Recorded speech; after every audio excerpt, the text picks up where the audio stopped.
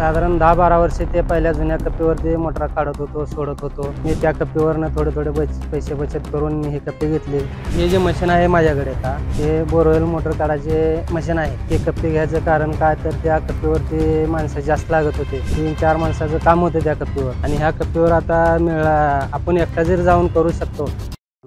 मी अर्जुन मेघवर्ण साठे, राहणार बिबीदारपळ, तालुका उत्तर सोलापूर, जिल्हा सोलापूर.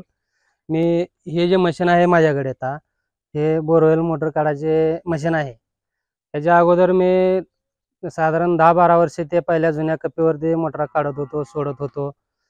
त्यानंतरनं मला ह्या कप्पीची माहिती मिळाली, या ट्रॅक्टरची माहिती मिळाली. मी त्या कप्पीवरनं थोडे पैसे बचत करून हे कप्पे घेतले. हे कप्पे घ्यायचं कारण काय तर त्या कप्पीवरती माणसं जास्त लागत होते.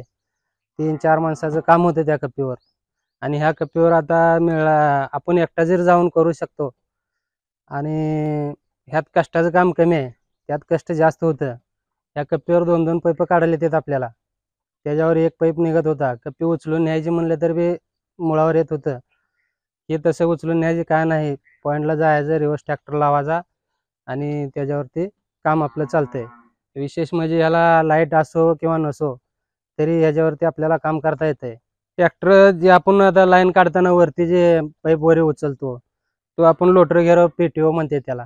त्या पेटीओवरती आपण हे ट्रॅक्टर लाईन उचलू शकतो.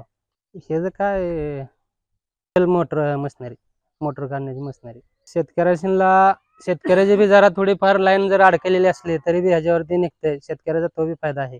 वेळ एक अर्धा तास ह्या कप्पीमध्ये वेळ वाचतो. त्याच्यावर साधारणतः 1.5-2 तास जात होते. ह्याच्यात 1 तासाच्या 1.25 तासात मोटर निघते ह्याच्यात.